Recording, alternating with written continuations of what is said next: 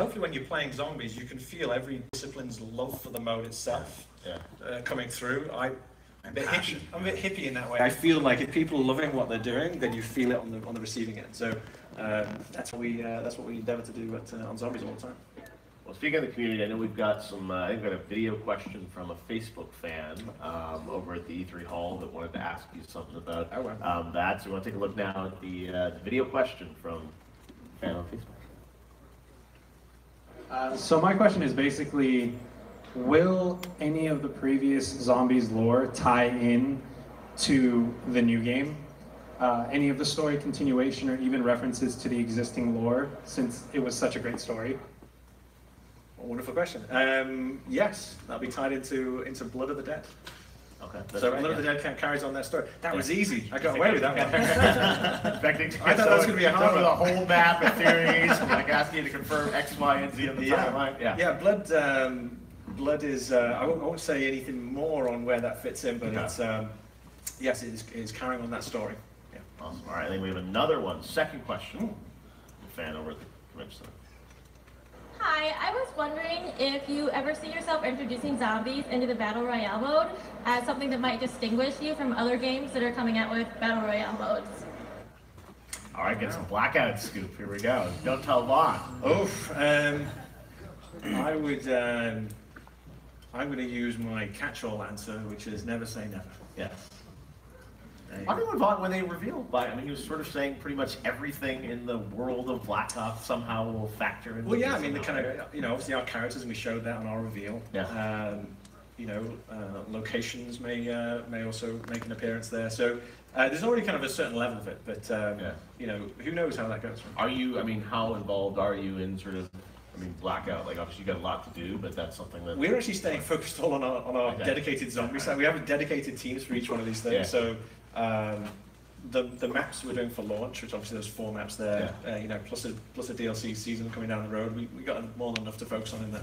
There's a lot there. Now I'm sure, everyone's wondering when we're going to get more on this. It was cool, in May to get details on these campaigns earlier than ever before. Traditionally, I think you guys have held for kind of Comic-Con or summertime to sort of start to share about zombies or later. Yeah, forget what you know. That's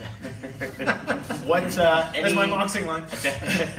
Any teases you can sort of tell us about, when we'll hear more or the next sort of phase of information on zombies? So the next time we'll be talking, we'll be at Comic-Con. Okay. So we're going to go to Comic-Con, be chatting there. But because we knew you were going to come along today and have the chat with you, there's a couple extra little things that I thought I'd talk about. You guys into that? Yeah. Woo! Around to the end of the panel. So we talked about maps, and we mentioned that, and obviously introduced a new storyline, and we talked about, I think, custom mutations. We talked about that a little bit. I thought I'd mention a couple of new mechanics or twists on mechanics that the audience might find interesting. So for the first time, we're going to give a choice for your starting weapon. So you get to select your starting weapon before you start the map. You'll also be able to select your own special equipment as well to kind of go into the map before you start. For everything. And then you'll also be able to select your special weapon, which you'll be able to upgrade and move through as you're kind of playing the game. Wow. And then as a final point, you'll also be able to choose your, what we're calling perk vapors, of which there will be over 10 different kind of perk vapors. You get to assign them into the world. So rather than having your kind of perk machines just kind of static and staying there, now players will be able to kind of choose what combination of things and how to set it up into the map to change the way the map is played and what abilities and skills they can then have. So there's a couple of mechanics there. I was going to say, so this is definitely... That's an exclusive for you there. Thank you very much. I like those. That's amazing. I mean, it feels like that's going to obviously, allow so much more customization. I mean, you load out effectively when you're kind of... And that's the kind of thing which is, when we're talking about, the most deepest customizable game we created, that's part of it, right? Taking all the things which are kind of static or predictable and then giving the players the choice. So not only the choice for me as an individual, but if we're playing together, what's the combination of things that we're taking? And that's part of the strategy you're taking to defeat a map or get an advantage on a map as well. All right, you guys into that?